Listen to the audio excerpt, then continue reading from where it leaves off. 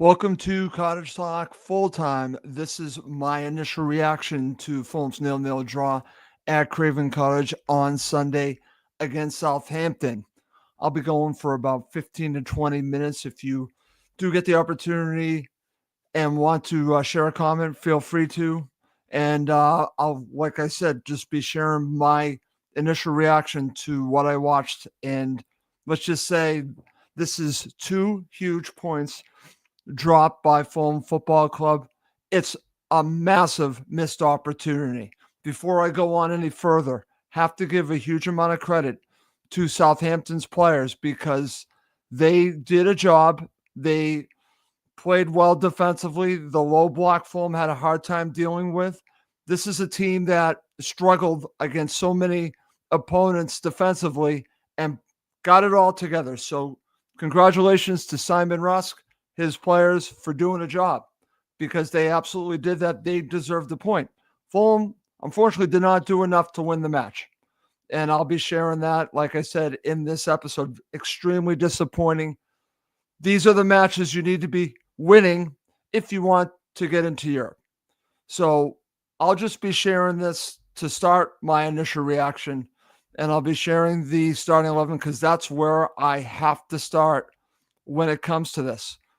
Did Marco Silva get this wrong? Did he get it wrong with his starting 11? I had some thoughts on it when I did this show earlier before the match that this might come back to bite Fulham with his decisions on the starting 11. And I have to tell you, I think it did. Nothing against the players that he played, but he has Tom Kearney come back. And why didn't you start Sanderberga and Sasa Lukic together? I would have done that. Josh King makes his debut, and want to give the kid credit, lively. But again, this is his first time playing against Premier League players, had some good moments, gave away a couple passes, but that's going to happen when you're learning. But overall, it's a positive performance from Josh King. The decision that I think really came back to bite Fulham, and I wasn't against it at the time, but he just played, I think, very poorly, was Rodrigo Muniz. Marco should have taken him off to start the second half and brought in Raul Jimenez. That's the move I would have made. But I think it goes back to these decisions. Now, Emile Smith-Rowe was left out of the starting 11 altogether. I saw a report on X that Marco said that it was a small leg injury. Well, we'll see. We'll see. I'm not sure about the report, so we're going to have to wait and see the truth on that. But Emile Smith-Rowe was not starting, was not a part of the match whatsoever. So what is going on here? What's going on with Fulham Football Club? Because, like I said, you got left Lukic on the bench, ESR's out, and you start Josh King. And again, it's very positive that Josh King got a start. But the way I'm looking at it, this is a match that you needed all 3 points. You only got a point. I think you needed to put out your best starting 11. This is just my opinion, and I could be wrong on this, but I think Marco had one eye on the Chelsea match and was acting accordingly with some of his decisions, which I think is just wrong. Yes, I'm saying the decisions he made with the starting 11, I think completely, utterly backfired on Fulham Football Club, and he should be scrutinized for those decisions. I shouldn't be the only one. He got this one wrong. I'm just going to say it right now. That's my opinion. He definitely got this one wrong. This is from my friend Chris Goodwin. A disappointing Fulham performance. I was impressed with Josh King. The young lad played well. Yes, Chris, overall, I think he did play well. I would agree with that. But you put him in a difficult spot. I just don't like the midfield three that he was a part of. You have himself, Tom Kearney, and Sanderberga. And I would have had Sanderberga, Lukic, and then Josh King if you were going to go in that direction. But that's the direction that he went. And for me, it simply did not work. Like I said, Marco gambles with the starting 11, and I just don't think it came off. And Fulham huffed and puffed throughout this match. They had opportunities in the second half, which I'll be mentioning shortly. But overall, Southampton were resolute defensively. Wasn't expecting it to that level, but they did a very good job. And like I mentioned, they deserve credit. But when you are looking at a match and you go back to these matches where Fulham have dropped points, especially at Craven Cottage, you got to ask yourself, what is the mentality going into these games? What is the mentality playing against Wolves? What's the mentality going up against Southampton? Fulham get up for the big teams and for whatever reason cannot take care of the teams below them. And this is what can cause them not to get into Europe. They need to be getting all 3 points, putting these teams to the sword, winning in convincing fashion. Instead, we get a terrible 0-0 draw with a terrible performance. A terrible performance. I'll say that one more time. And I got a message from Tony Gold, and Tony's right in what he is going to share. Because like I mentioned, I thought that Rodrigo Muniz, who gives you a lot of effort, was poor in this match. And even the announcers during the match that I listened to said that maybe Marco should consider taking him off to begin the second half and bringing on Jimenez.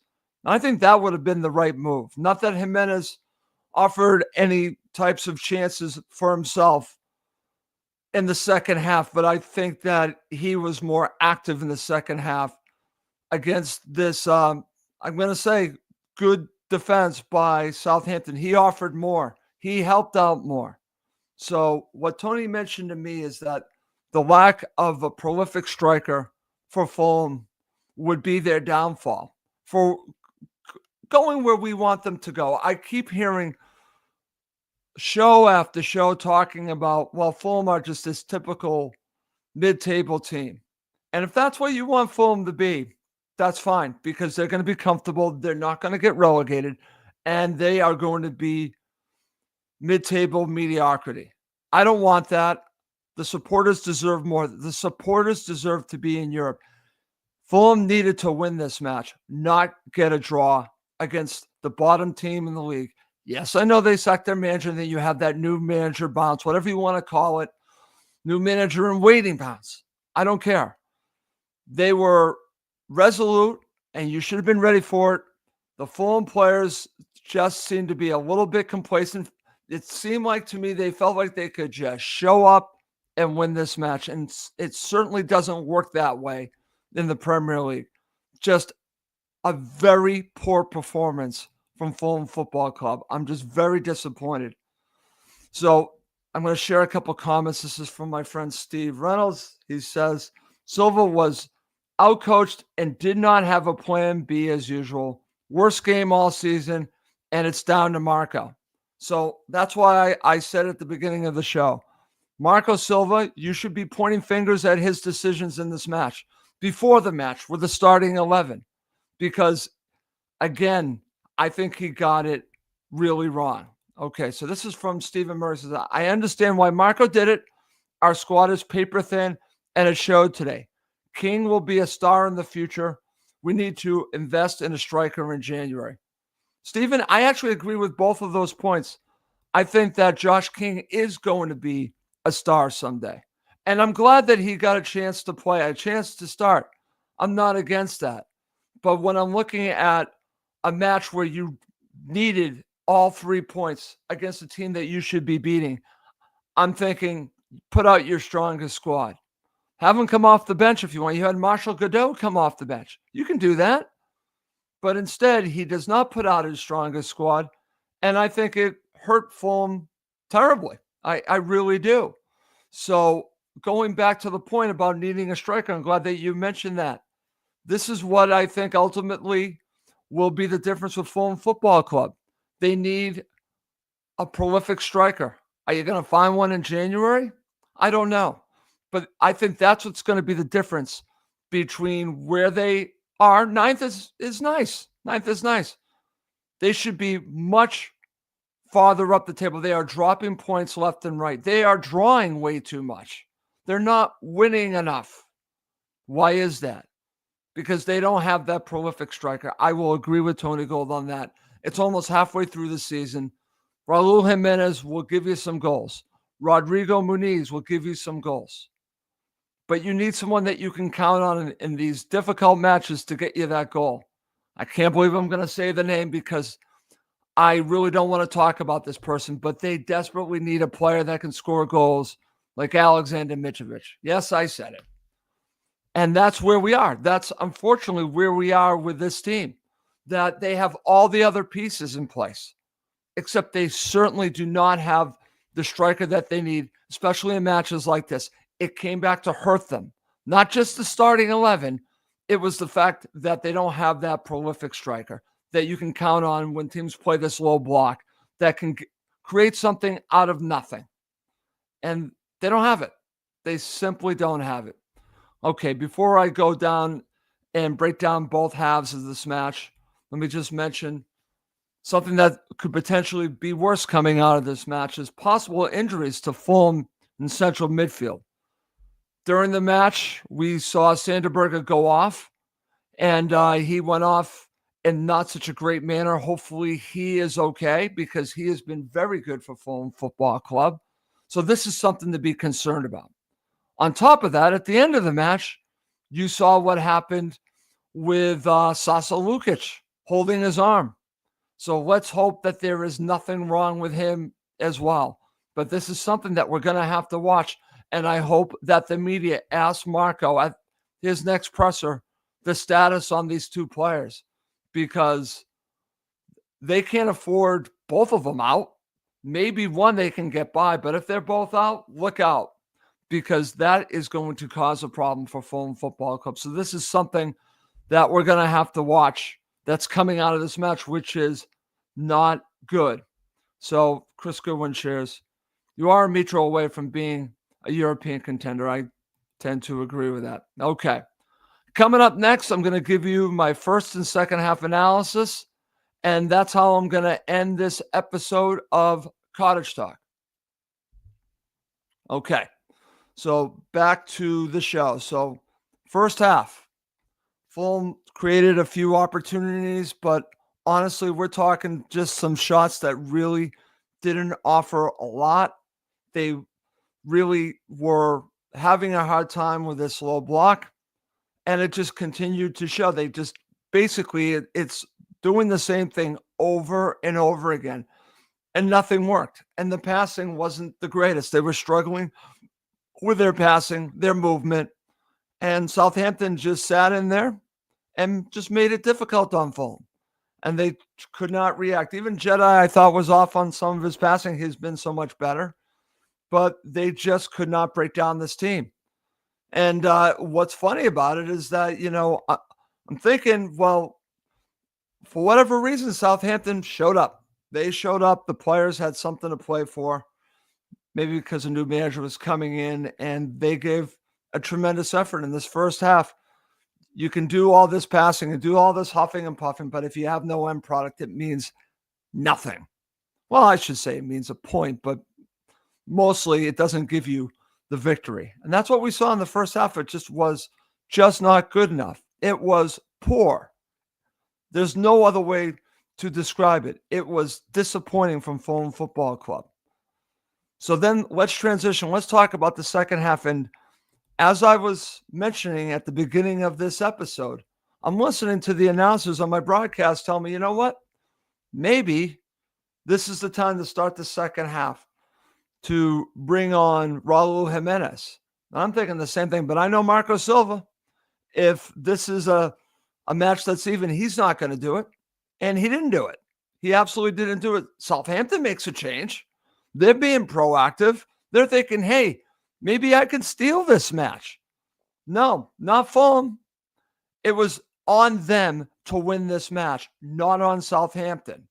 So for me, the fact that Marco decided not to do anything at halftime to change things up, that to me is something that should be discussed, because he doesn't do it. He will only do it if Fulham are down, but he won't do it if they're even or if they're ahead. He'll keep it the same. And as you can imagine, the second half continues with the same kind of patterns. I knew around the 60th minute, he would then make the substitutions. And you know what? They helped. He takes off Josh King and he takes off Rodrigo Muniz. He shuffles the deck a little bit. He brings on Adama Traore, who I think definitely helped, and then Raul Jimenez. Those were the first two substitutions. And they worked. They absolutely worked. But why did this have to wait until the 60th minute? Why couldn't this have happened sooner? Like I said, Southampton made a change at halftime. Why isn't Fulham making a change at the half? So like I mentioned, you have the changes and things started to change, but they still could not get the goal. You do have several shots, but the one that stands out is in the 67th minute, you have the shot from Wilson that, again, very good save from Ramsdale. And later on in the match, you have a shot by Iwobi, little tame, but then you have the opportunity from Adama Traore that just goes wide. Obviously, everything changes if Traore scores there, but he did not. And again, credit to Southampton. They looked pretty strong at the end of the match. They actually created a couple of opportunities, some corners. They brought on a striker at the very end of the match. Adam Armstrong had that opportunity. So they were creating some opportunities. They weren't sitting back completely. They were actually looking to beat Fulham on the break. Obviously, they were in their low block, sitting there in their low block, but they would come out when they needed to. And they certainly did. They absolutely did. So a lot of credit I have to give to Southampton and a lot of scrutiny I have to give to Fulham Football Club. Just disappointing beyond belief. So anyone watching or listening to this, you can hear it in my voice because I'm thinking, well, you have a chance to go up the table to potentially jump ahead of Man City, which would be tremendous. Instead, right now, you sit ninth, which is okay. Ninth is okay. But you would have been better off. And like I said, I'm looking at 30 points halfway through the season. Right now, you are sitting on 25 points, which if you do for a full season, if they don't get any points in the next two matches, you're looking at 50 points. That's where you would be, your number would be if you got 25 the second half of the season. So I'm thinking, no, you need more points, and you can't be dropping points to Southampton, especially at home. And I'm sorry, this was a disappointing, and I'm not going to say embarrassing, just disappointing performance from the club I love, the club that we all love. And I expect much more from Fulham Football Club. I don't expect this. I really don't. I was fearful of this when I saw the starting 11. When I did my pre-match show this morning, I'll just end by saying it one more time, and I'll ask the question to everyone that's listening. Marco gambles with the starting 11. Did it work? And my answer is absolutely not. It didn't work. And I hope I'm not the only one calling it out, because this to me is just extremely upsetting as a supporter, where you have an opportunity to shut everyone up that keeps talking about Fulham Football Club as mid-table this, mid-table that. This is who they are. Don't you want more? I know I want more, and I'm just very disappointed by this result. Okay, so I'm not going to give a man of the match for this. I don't feel it warrants anyone giving a man of the match. Like I said, want to give a lot of credit to Josh King for his first performance as a starter for Fulham Football Club. He has an extremely bright future, and that's a positive to come out of this. I think he showed that. So I want to congratulate him, and I want to congratulate the team, okay? Because overall, it's been a great season so far. But in this match, we needed more. We needed more. We simply did not get it. And that's very disappointing. Okay. Well, that's going to do it for this episode of Cottage Talk. My name's Russ Goldman. Thank you as always for watching and listening to Cottage Talk, part of the Talk Sport Fan Network.